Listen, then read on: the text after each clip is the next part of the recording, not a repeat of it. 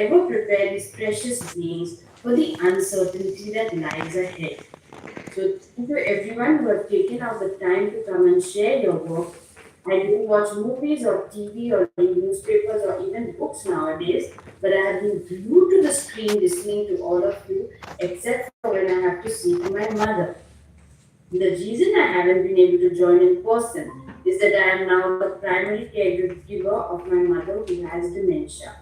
So thank you also for bringing me in on that time. Abundantly grateful for everything and everyone. The first thing I say to most audiences is don't be influenced by anything I say. Please check everything out for yourself. I don't need to say this to this audience, but I often speak to parents who may get influenced as I am so passionate about unschooling. The second thing I say is, and please remember this, there are pros and cons to everything. Everything. I fervently believe this. So long as we are living in a world created by our experiences through our senses and our sense making machine, our mind body, we live in duality. Duality is the design that brings the suffering of this or that, which is better. The illusion of choice. The disturbance this creates is designed to push us inward, stepping out of the mind created world into the present moment where there is only space for oneness, one. I don't think that unschooling is the way, the best way, or anything like that.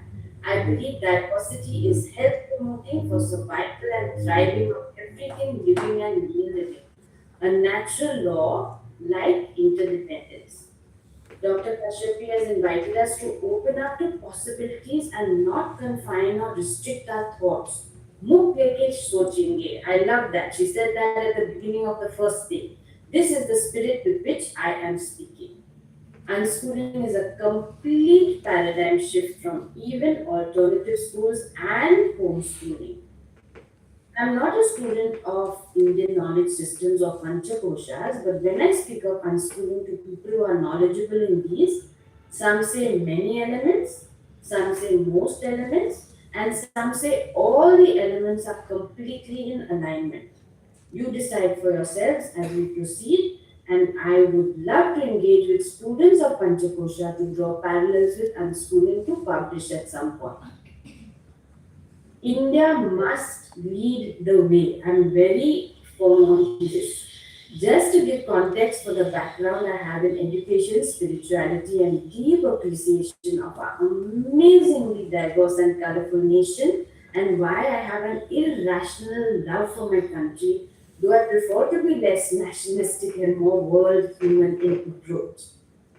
My grandfather was a lesser known Indian English poet and personally met both Sri Aurobindo and Rabindranath Tagore. He was the dean of a college in Dharwad, a professor at St. Xavier's, Mumbai, and served in Karnataka University till way after his retirement.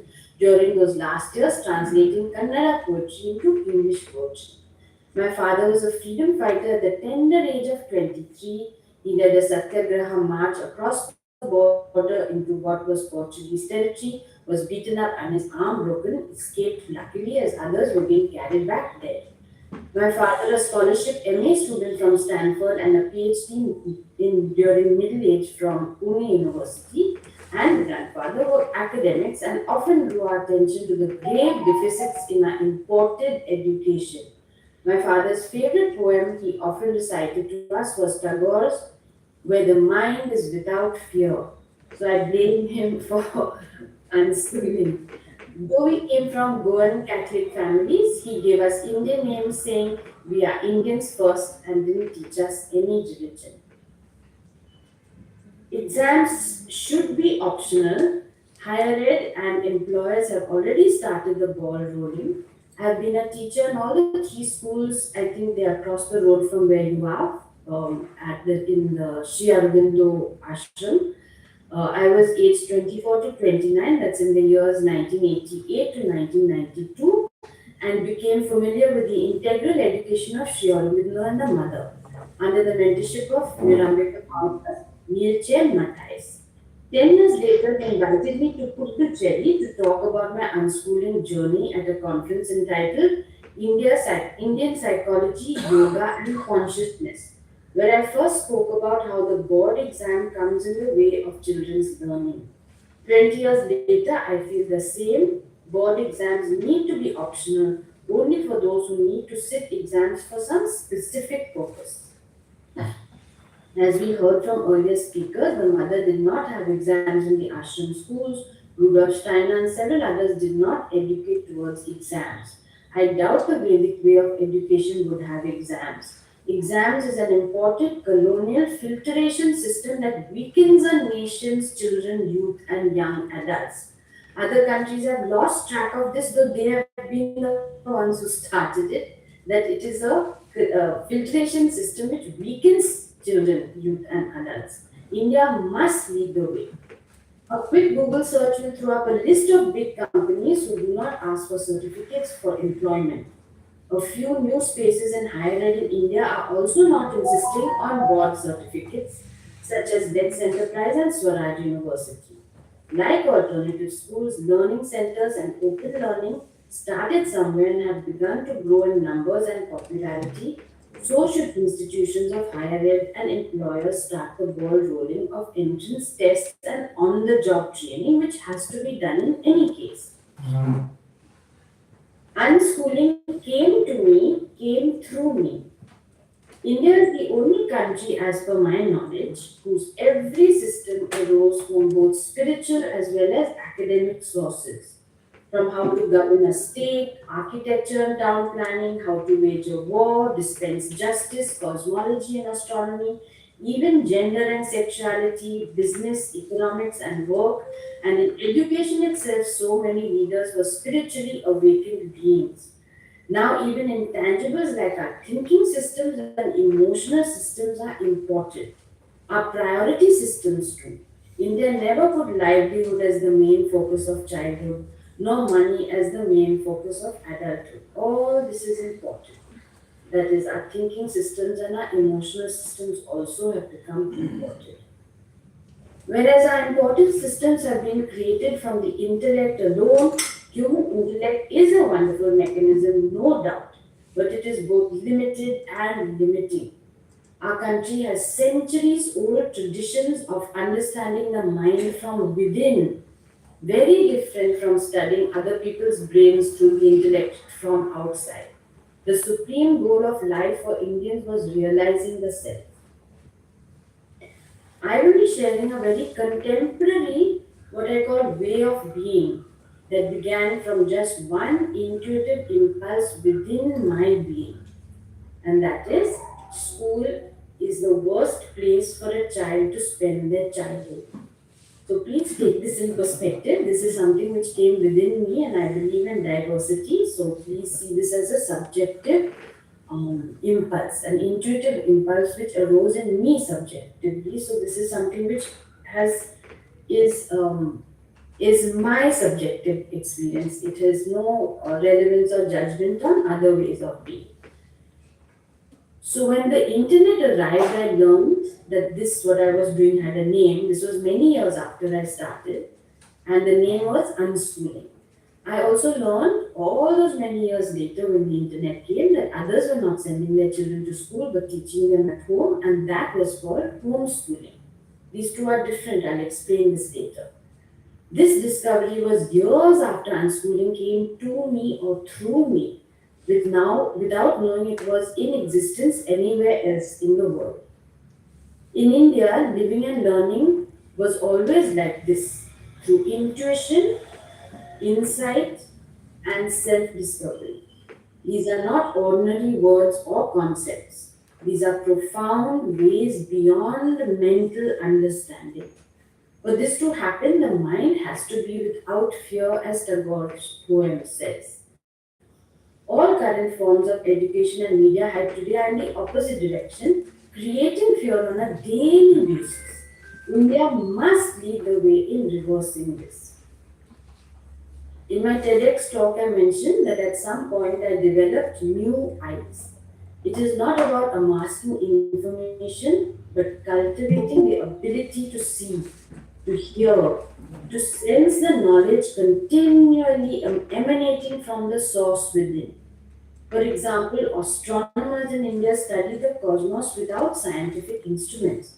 The zero came out of India, one of the most profound discoveries that itself is beyond the limitations of the mind. I would like to caution us all that this kind of education is not for everyone.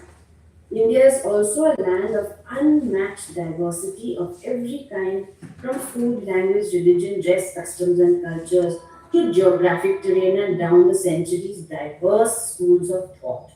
I have heard that in earlier times, debate between differing schools of thought was a regular feature.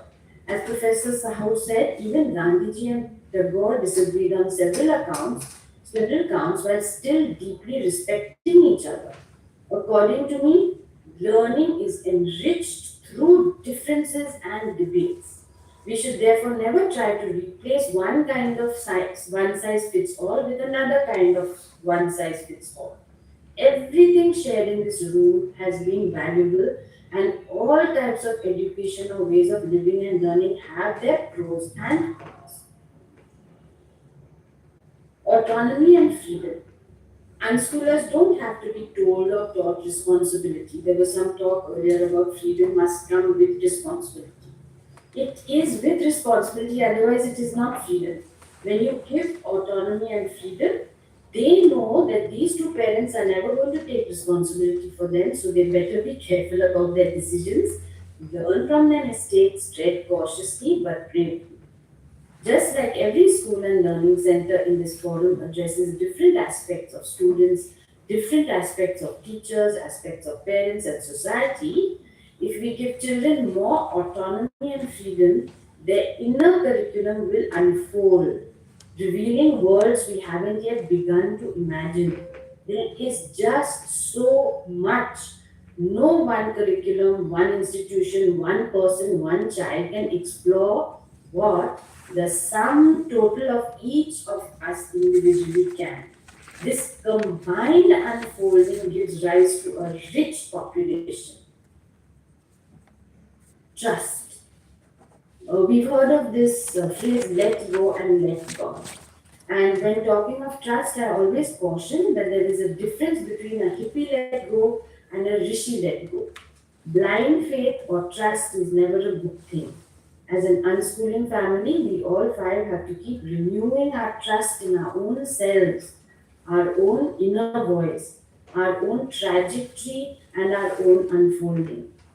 There is some level of intangible skill involved in cultivating true trust that is beyond logic and the limited mind. Process. Do your best in the moment, each moment, without attachment to an outcome. Then, whatever the outcome, there is satisfaction. Because each moment we have been doing our best. Learn from failure, learn from an outcome which was not the original intention. Keep going, as all of life is simultaneously perfect and a work in progress. We need to hold this always in our beings, that life is simultaneously perfect and a work in progress. Being. Being together as a family in twos and threes and alone doing one's own thing. No tangible structure and system, but as the children grew, each formulated their own structures and systems according to their unfolding nature, which included their interests, talents, weaknesses, where their inner journey was leading. And as adults, we were doing the same in any case. Communication. We chatted and shared about anything and everything. Nothing was off topic, and in a sense, they matured holistically much earlier in certain areas than their peers, while being clueless of curriculum content, school stuff, and worldly ways. Lots of deep discussions that just deepens over the years. You will be surprised. School stuff and worldly reality pales in comparison. Set your children free, set your own minds free, and allow yourself to surprise yourself. No age appropriate requirements or benchmarks. One child may read or write at 5 and another at 15, and by 18, no one knows the difference. One of my sons learned to ride at the age of 18 at the Dalmia's DLRC. If children are allowed and supported to grow and learn naturally, there is no need for transformation. There is just a perennial unfolding from birth to death. I disagree that we need to make children good or happy or anything. I believe that when we control and impose our limited sense of what's important, whatever that may be, in ways that may not be right for each child, we create confusion. I keep striving to be a better version of myself in accordance with my inner guidance, and maybe someone else will be inspired, but it is not my job to try and inspire.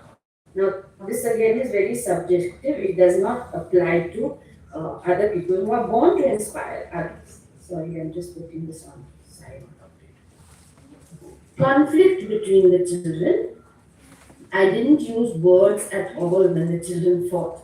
I made comforting sounds while listening to both the angry parties and held each equally in my heart. Comforting sounds, hmm, hmm. And once they calmed down, each I held them also physically. Because when they're in a fight, if you touch them, they'll push you away. So I would just hold them in my heart and then hold them later and comfort both parties. I also learned not to correct. I learned over time. I wasn't like this in the beginning. I did shout and all that in the beginning. But I learned not to correct and admonish and shout, etc. This gave the children time and space to come to a place of peace and silence within. Because after all that, intensity, if one doesn't add to the intensity, automatically they come to a place of peace and silence within to experience the situation at a whole being level and process it themselves. This leads to maturing and deepening within the being instead of everyone jumping out of themselves, which is the usual way of doing things in a conflict. Integration. Integration is needed when we fragment the children in the first place into headwork separated from the rest of the breed, as has happened to all of us who are being exposed to imported education. Integration cannot be effected from the outside. We are integrated beings. It is the layers of conditioning that we need to liberate ourselves of from within. It is not, and then the next thing. It is not what I say or do or not say, what I do or do not do, what I teach or do not teach, but the space, the inner space from where I speak or do or teach. Teenage. Parent child relationships which go haywire by teenage was not an issue for us at all, and this is for all unschooling families, I've noticed. We hung out a lot together right from childhood till they each left the house one by one, rarely having the normal parent child conversations and non conversations that most parents complain about and children dread. Someone rightly pointed out that we have a very conditioned idea of what a school should look like, one of the earlier talks yesterday. I'd like to add that we don't even realize how fearful we are of how everything looks like. What a child should look like, what a parent should look like, what a home should look like, what a dignitary and an educated person should look like, what your role is in society and how you should look to present your role. It is all about control and predictability and being afraid of stepping out of norms. So I feel that really questioning all this how things should look will be very liberating for all of us. Yesterday, I liked the point on snorkeling and diving. If you get into a spacious conversation with any unschooled child, you will see that they only speak from their depths, their inner self. According to me, each of us is born with a unique inner curriculum. No outer curriculum created by anyone else, including my own parent or you as a parent or teacher or a country, or a board for children can match my own unique inner curriculum, your own unique inner curriculum, and I feel that the work of life, a learning journey from birth to death, which never ends and never starts, should be the unfold discovery and an unfolding of our own inner curriculum. It's unique to each and every human being. There have to be as many curriculums as there are humans on this planet.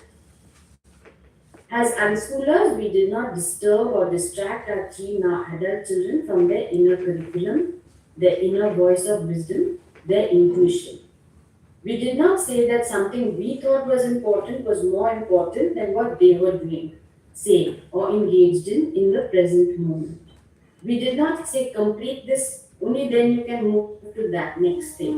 Nor did we say do this first, then you can whatever. We trusted our children, we learned from our children, we developed our almost lost intuition by observing them carefully and listening carefully to the deeper meaning behind their words and behaviors. We did not guide or manipulate them into things that we thought, imagined, would be good for their future. We realized that we do not know the future. We believe they are the future. They will create a new kind of future. We felt we do not know better than they know themselves. And most importantly, their mistakes should be theirs to learn from. This is India. We trust that each child, each of us for that matter, each of you and me too, have come into this world with a unique pattern, a unique design, which needs deep trust and simple allowing to unfold. I believe that this unfolding within individuals will unfold many worlds, and many worlds will bring balance. It is the important monoculture that is being propagated that is destructive. All life requires diversity to survive and to thrive. This is under threat today from humans. One very important deficiency of schooling and our world today is the daily, hourly shaming of mistakes. I made many mistakes. I continue to make mistakes. But I learned to neither beat myself up for my mistakes nor take them lightly and ignore them.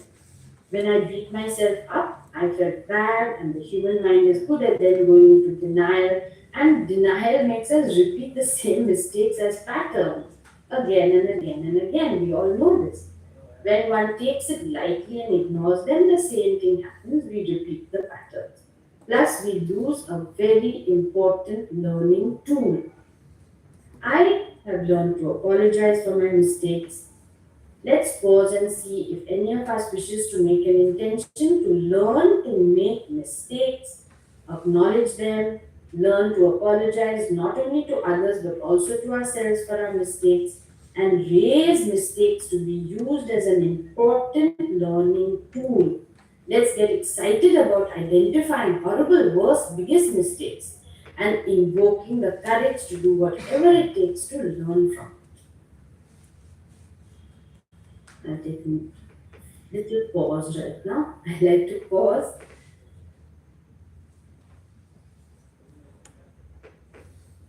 Okay, so now I go a little bit deeper into the unschooling. I feel sad when people ask, what do your children do? Because hidden under that is how are they earning their living?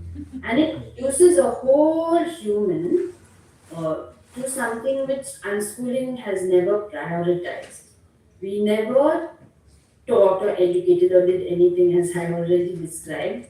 And definitely in our minds was not any fear of the future. It was just seamless lives they lived then and they continue and we all five of us just continue like that. But and also I would like to add that the currently upheld value that each person, male, female, and all genders, have to earn their own living and stand on their own 2 feet and be highly independent is a violence to nature. Humans always each had their strengths and weaknesses, and accordingly their roles and contribution to the group. Extended families, communities, and tribes looked out for each other by and large. We can argue nuances, but never before in the history of humankind was each and every man, woman, and non binary person expected to be independent. Nothing in nature independent, and nor are we. We depend on all kinds of people and systems to survive and thrive. Today, I am a primary caregiver of my mother with dementia. I cannot even travel to be with you all in Delhi or work and earn. For 2 decades, I was a primary caregiver to 3 children at home 24/7. If I were working and earning to become economically independent, the care they received would be compromised.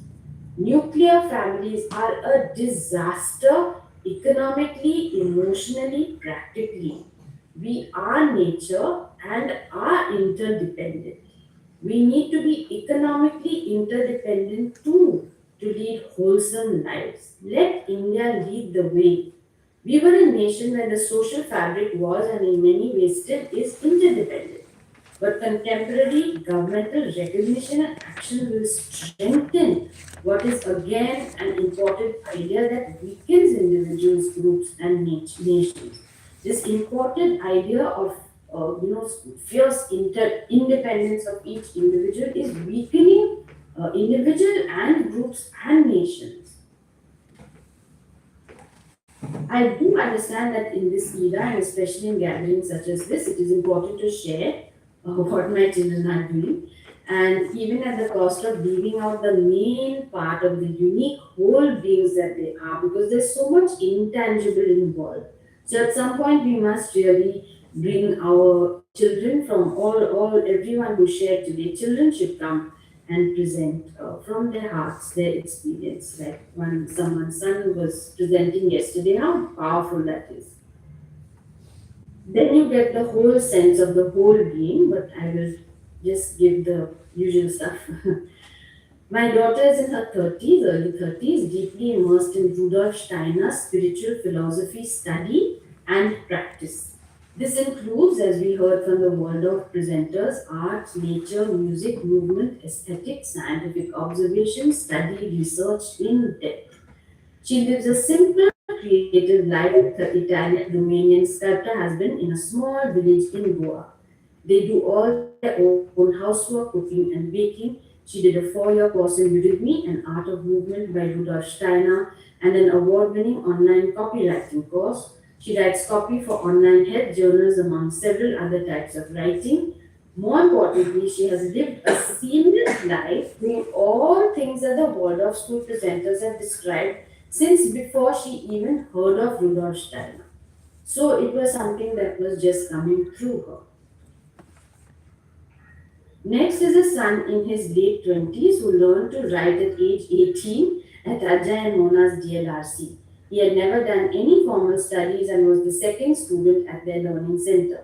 He learned to read at age 4 and write at age 18. They took him from zero to IGCSEs in 2 years and then moved even further. They moved further from the long commute he had to make daily, so he struggled with studying for his KS and A levels on his own for the next 2 years and got admission in Reed College, Portland, Oregon, where he majored in math and physics. He has been working for the past 3 years in the US, currently doing research in quantum computing. His entire schooling was done in 4 years from age 18 to 22 by his own choice.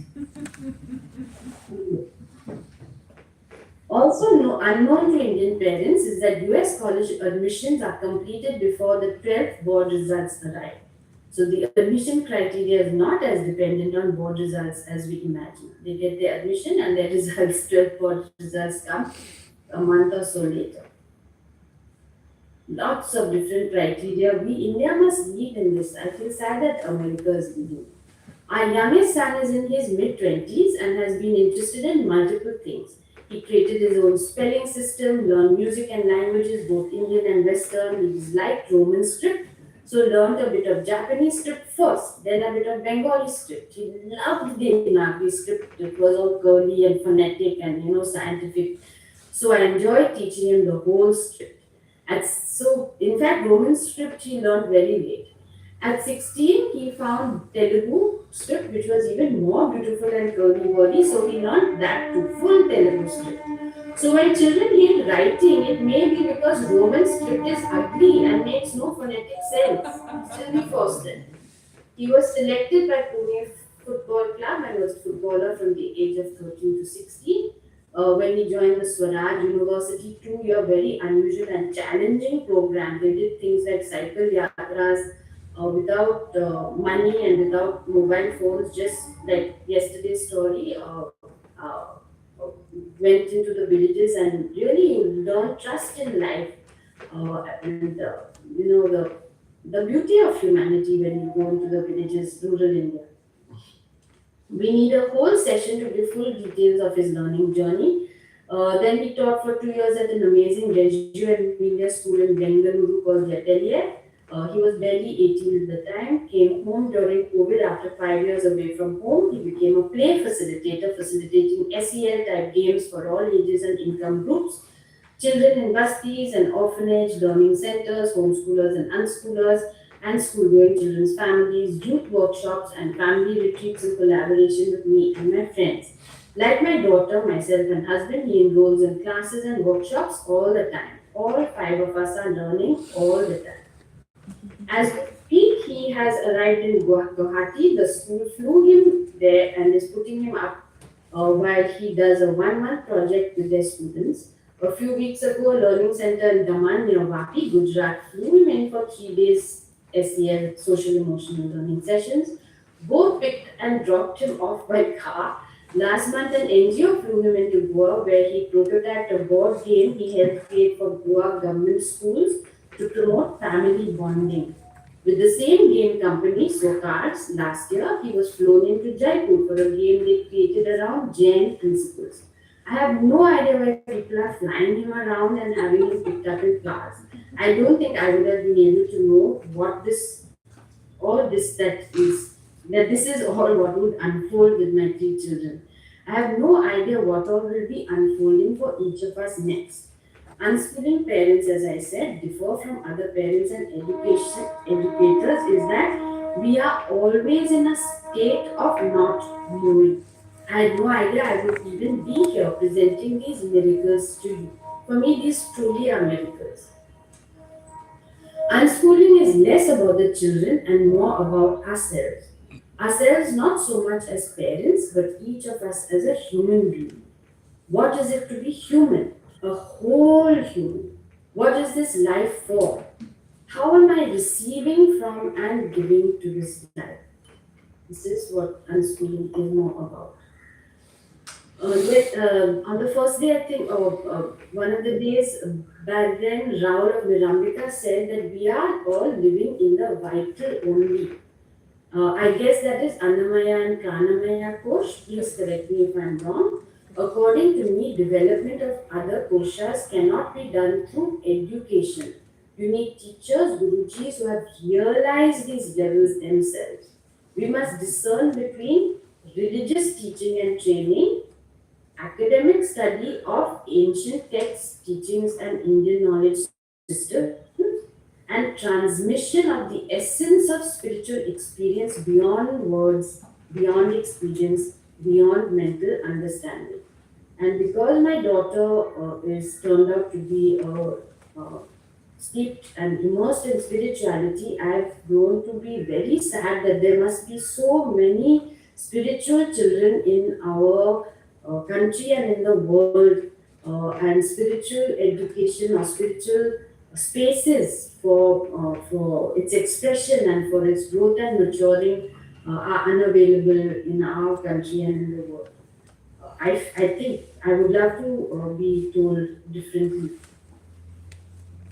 I stumbled into spirituality in 2019, and my Guruji said that the awakening is just the kindergarten stage. There is infinite, and I mean infinite space for evolution of a human. Sri Aurobindo has explained it in great detail. What would I like to see in a school, a learning center, or homeschooling family? Parents and educators who are striving to become better versions of themselves daily. You almost don't have to worry much about the children then. They will find their resources, their resource people, and their resource spaces. Just keep them safe, feed them nutrition, food and drink, and support their journey with interest, lightheartedness, and a bit of curiosity. They will see your striving and be inspired. They will feel your love, acceptance, and support and feel encouraged to pursue their own unfolding. Humans of all ages thrive on freedom and autonomy within caring community. For me, practice is vital, whether it is around studying, learning a musical instrument, a sport, anything. My practices are focused on waking up from unconsciousness. I know that various educators in this room, the world of teachers to my knowledge, practice daily, and this is a value they uphold, and I uphold too. Some questions I ask: is the life we are giving our youngsters worth living? Is their childhood worth living? I ask myself, is my life an expression of gratitude for the precious gift of life? Are my children leading a life to be grateful for? The question for me is not how do I educate my children? The challenge is how do I perceive life? How do I live